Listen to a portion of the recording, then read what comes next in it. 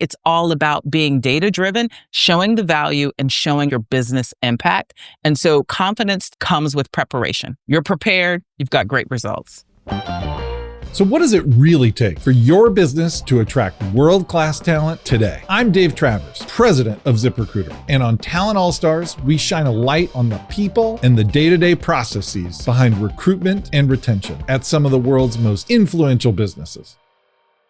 Our guest today is Molly Ford, the VP of Talent Connection and Engagement at Salesforce, the global leader in cloud-based CRM technology. Salesforce is a name everyone knows, but not everyone knows exactly what the company does or what it looks like to work there day to day. And that's where Molly comes in. So let's learn how she communicates Salesforce mission and values with data and storytelling and a toot-toot mentality. You'll learn what that means. Molly Ford, welcome to Talent All-Stars. Thank you so much, Dave. Happy to be here. So excited to have you. So many directions to go.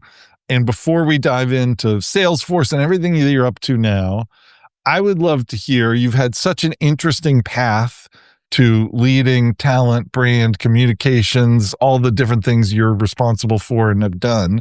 I want you to go back though. When did you think, hey, this whole talent acquisition, this whole communicating to people who are here and might want to be here at a great company might be the thing for me? When did that turn from a job into a calling maybe for you? Well, Dave, I'm a kid who grew up watching soap operas, and I just knew I would be on a soap opera or write a soap opera once I figured out they were fake. So to make that transition to HR, communications, talent management, it was such a leap for me. But when I think about the space, to me, it's all about the human impact. I'm in the people business, right? And so making an impact on people. So whether that's employee engagement or activating our employees to do volunteerism and live out our Salesforce values, or that means that we're helping employees thrive. That's the business I consider myself in. So talk to me about, given the wide range of things you've done, how did you think about, like, there's so many opportunities and directions you could have taken your career, and now in the job you're in today with so many roles and responsibilities, how do you think about even how to organize your day when your mandate is so large at a large company? I think about relevance and business impact, and that's really what drives how do I prioritize what's important to the business. The great thing about Salesforce is we do these alignment exercises where you understand the priorities of the business, the priorities of the company. And so I really try to make it plain to my team or leadership team. What are the priorities and how do we make the business impact? So if the company's saying everything's all about AI, then I try to figure out, okay, great. Well, we lead employee engagement. Let's figure out how to educate our employees. So like we have AI learning day or AI study day. So thinking about what are the priorities of the business and then skate towards the puck, so to speak. One of the big buzzwords of the day, maybe the biggest one, which is AI. Salesforce, obviously right in the center of that. And you also said that you're in the people business. So how do you think about those two things? There are a lot of people who view those as like two very divergent paths.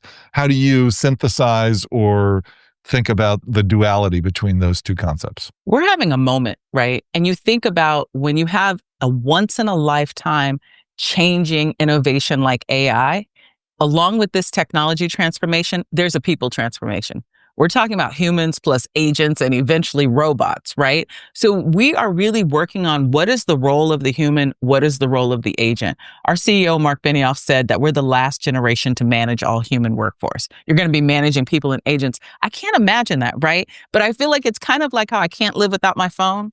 This morning, I'm looking to say, okay, what's on my calendar today? What's my schedule? Can't live without this. I feel like that's going to be the role of agents. But when we think about that role of people, I'm excited about not looking at this through how scary it is, right? How scary is AI? I'm looking at it through what are the mundane tasks that you can take off my plate and free me up. And I've got some skills that a machine can't take. I've got empathy. I consider myself a great people manager. I'm creative. I have great ideas. I have some skills that a machine can't take away. But if somebody could help take these expenses and approvals off my plate, right? Look at the time that I'm freed up to go manage people or coach people or do something that's far more human. Yes, making space for what's truly human and getting people to identify with the fact there are parts of your job you don't like. So if we take that away, that's not a scary thing. That's a wonderful thing. I love how you think about that. So now, okay, in a world where AI is going to have an increasingly large impact, our CEO, Ian, likes to talk about how when we first started to build cars, 100 or so years ago, the cars were designed in the shape of a horse carriage, because that's what we could imagine at the time. And it just didn't have horses in the front. And it took us a while to think about, hey, if we're building a car, we could actually do this a lot differently. And that's the phase of AI we're in right now. So how do you think about managing the humans so they're embracing the rapid change we're going to see rather than being in a defensive crouch? How do you get them to come along? For me, AI, you just got to jump in and start using it. So me personally, I started with my nephew wanted to go on a graduation trip, and I start researching locations that I felt were safe, right? And ones that I could either leave him alone or let him go off on his own and be responsible for somebody's kid in another country and not get in trouble, right? So I started with what's itineraries. I started with workout plans. Like, what are questions we have? What are we curious about? And what are the things we need help with getting done, right? So we started there. So to me, start with what's human and what's easy, right, for you, and then get more sophisticated. Now I'm using an LLM to basically this notebook to then say, here are the last 3 podcast interviews of our CEO. Can you write me a summary of our key messages? And so really it's helping me. I didn't go listen to 3 podcasts. Don't tell anybody I said that. But what I did was I had it all summarized and sent to me in key messages. So it made it so easy to digest. So I really feel like while this innovation seems and sounds scary, we need to look at it. And then I love what you said about the car. And I didn't actually realize the original car was made in the image of a carriage. But I actually researched this and now I forgot the dates. But you look at cars made in the 1800s, seatbelt laws in, let's say, California, my home state, didn't come about till 1975. So one thing that makes me feel rest assured is we're having this conversation around AI. Right next to it is this conversation about ethical and humane use. How are we using it? What are we using it for? What's too far? What's okay? We're having this conversation at Salesforce about the handoff between agents. So right now I can do performance reviews and I can say, go look at the notes from my quarterly check-ins and AI send me a summary of this person's performance, right? But that's where AI is going to go, okay, I can send you a summary of your notes, but you, Molly, have to have a conversation. You, Molly, you have to put the notes in. So there is this handoff point where we want AI to do things for us, but there are things where the human needs to step in, right? That makes me feel like I have job security. I'm an optimist on this point. I think you're exactly right. I also think that it's hard to underestimate how much more work is just going to get done. Like the level of prep you and I can do for this conversation now is so much more than it would if we had to do it by hand, because you can summarize those podcast episodes, et cetera. So I share your optimistic outlook on it. So another thing I want to touch on is you come from a hugely famous company that is known for being bold in a number of ways. And one of those bold things is, you have not deleted the word equality from your LinkedIn profile, even though that's not the mood or the direction out there. Talk to me about that part of your job and your mission and working at a company that has taken a stand on that. So one thing about Salesforce, we were founded over 25 years ago with values, right? Values in mind. We had leaders who, when they founded the company, they created the 1-1-1 model. Now it's called the 1% pledge. That's 1% of your equity, 1% of our product, 1% of our employees being out in the community volunteering. So when we do our business plan for the year, we talk about values. We're very intentional where our CEO sets a vision and then we talk about values. And I think about 2015, one of our values became equality. Right. And so we said, this is a value of the company. So every year the CEO stands in front of the company and says, here's our values. And we get to debate it from the most senior employee to the most junior employee. It's completely democratized. We're in a Slack channel and he will say, here's our business plan for the year and here's our values. And let's debate. What do you think? Stack rank. And so equality has remained steadfast for us. And it really is about dignity and making everyone feel included. And so now that we're having this conversation around AI, for us, it's about bringing everyone along. It really is about how do we bring everyone else along? One of the things we're focused on is accessibility of learning and education and making sure everyone has access to the tools, right? So really, I think equality kind of changes what it means to certain people, but for me, it's core to who I am and my personal values. One of the things I loved as I did my AI-enabled research about you is one of the things I saw that you say is, I want everybody to know, and you correct me if I misquote this, but I want everybody to know that Salesforce is the greatest place to work. And it's not just that Salesforce is the greatest place to work. I also want everyone to know it. And that second part, that I want everyone to know it, is not always the natural HR mentality of being out there and making bold claims like that. How do you think about that in your role? Absolutely. Literally, I tell my team, someone asked me, is this your dream job? And I said, I don't know if it's my dream job, but my dream job is to solve real problems, right? And I'm solving a real problem for the company that I'm helping to attract and retain talent. So I like to tell my team, our job is Salesforce, the best place to work, and it's our job to make sure everybody knows it. And I tell my team, get comfortable with bragging. It's a humble brag. And then I say, toot, toot, right? Who says that? But that literally is in my business plan, toot, toot. And I have an international team. So people are like, toot, toot, excuse me? And I'm like, yes, toot, toot, let's go. But I do think we want people to know what it's like to work at Salesforce, right? And it's not the easiest company. I didn't say easy, but I do think it's a workplace where you can do great things. I do think it's a workplace where you can live out your values, right? I do think it's a workplace that is innovating and on the cutting edge of things. And so I tell my team, and part of our job is employee engagement, employee retention, or candidate attraction, right?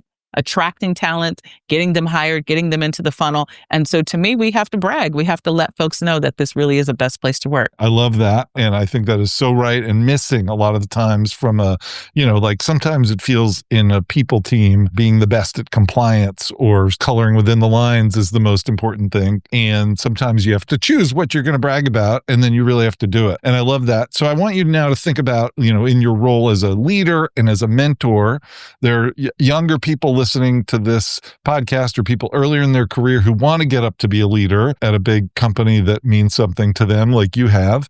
How do you build the confidence to get to the point where you're going to put toot toot in a business plan? Like when I've done it for the 15th time, doing it the 16th time isn't going to be so difficult, but the first couple of times I take that step, how do you coach somebody into doing that? I think confidence is preparation.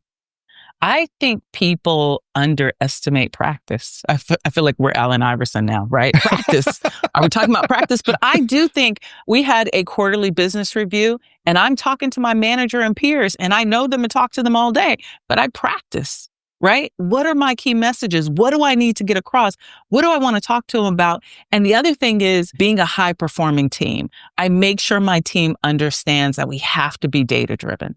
What is the data around what we do? Like, for example, we plan volunteer and VTO, which we call VTO, volunteer time off. Everyone at Salesforce gets one whole week off, not a week, but you get the hours, 40 hours to go out and volunteer in your community. That means you can coach Little League, you can help a nonprofit, you can volunteer at your kid's school, right?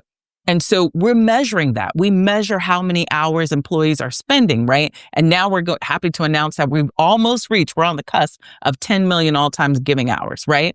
And that means something because we're going to show, here are the NGOs we've impacted. Here's education. Here's how many Salesforce employees are out volunteering in the schools. And so it always still has to be data driven. I also have data to show how much time our engineering team can do pro bono work, right? That means they can do a sprint or go help a nonprofit, right? Build their CRM system or get agents working for them. I have data to show how many hours engineers have spent helping nonprofits adapt to AI. So to me, it's all about being data driven, showing the value and showing your business impact. And so confidence to me comes with preparation. You're prepared, you've got great results. The idea of being prepared and that giving you the confidence is very intuitive. My wife's great-grandfather is famous for having said, luck is the residue of design. And I think it's getting at the same point, which is, when you put in the preparation at first, you're confident and you're prepared to get lucky. When luck strikes, you're not going to let it pass you by. I love that. Okay. We always end these episodes with a rapid fire section. And so I want you have a famous CEO. So I want you to envision that, you're stepping into the elevator in your, headquarters or in New York or wherever. And Mark steps into the elevator and he's like, hey, Molly, I have a question for you. How should we think about measuring our talent brand? Like a year from now, when I check in with you, how should I think about, how do we track that? I'd say, hey, Mark, how you doing? Right? Make it real casual and act like it rolled off the tongue. I would start with data. I would start with results from our employee opinion survey, I would be able to tout something. One stat I know off the top of my head is higher performing teams are the teams that are using our AI tools. So folks that are learning and leaning in are the ones that are highly engaged. I talk about participation, whether they're participating in talent development courses, volunteerism, or participating in our employee events and engagement, right? Things like that. And then I talk about adoption of our tools. I would tell him, hey, I want you to know that over 75% of our employees are using our AI tools, upskilling and learning, or we just had an AI learning day. Here's how many people came. So I would absolutely talk to him with a data-driven approach. And my other thing, Dave, it would always be good news. I would always make sure I have something positive to say, something that's going well, that I would make sure I told Mr. Benioff on my elevator ride. I think having data, the combination of being able to paint a picture with data and then tell a story, you're a great storyteller, so that comes naturally for you. But the ability to blend those two and say 75% of our people are using our AI tools, and we just did this amazing day. Let me tell you about it. When you bring the data and the anecdote together, that's when you implant yourself in somebody's mind, an executive or otherwise. Okay, one more. You're in the people business. And so same scenario, Mark walks into the elevator and he says, hey, Molly, I spend a ton of my time interviewing. You're a people person. You're on the people team and do talent. Give me your one best tip to become a better interviewer. I think you just said it, Dave, storytelling. I think the best interviewees are folks that can weave a story. I had to teach storytelling to a group of leaders, and I had done this for a high school. I did, what's the story arc between the rap beef between Kendrick Lamar and Drake? Oh, incredible. Isn't that the perfect story? So I did it for a high school group. And then I said, well, I'm going to do it for some grown-ups too, because everyone was curious. Wait, what's the background? Tell me the story. But I said, it's the perfect drama. It's the perfect arc. There's a villain. We all can determine who our own villain is. But I said, I love the way we were friends, Drake and Kendrick. And then all of a sudden there's a song and there's a back and forth. They even used AI, Dave. Drake had a Tupac AI, right? You took West Coast rappers and Kendrick's heroes and turned them into AI and put them in a diss song. And then it culminated with an event. So there's definitely a story arc of there's a problem here. There's an accusation here. We're going back and forth. Time is of the essence. And then the part I love, the real hero of the story that people don't talk about is J. Cole. Because then J. Cole goes, well, I'm going to make a diss song. And then he gets on stage and goes, actually, that's not who I am. That's not my values. I want out of this. So there's a great lesson to be learned in the great hip hop beef between Drake and Kendrick Lamar. And so to me, anyone showing up well, show up with a great story. Storytelling will always win. Molly Ford, it is clear why you're a talent all-star. Thank you so much for taking the time with us today. Thank you, Dave. I've enjoyed myself. That's Molly Ford, VP of Talent Connection and Engagement at Salesforce. You'll find her LinkedIn profile in the description below. We're also an audio podcast, so just search for Talent All-Stars wherever you listen and hit follow. Have a guest suggestion or other feedback for us? Send us an email to talentallstars@ziprecruiter.com. Thanks for watching, and we'll see you right back here next week.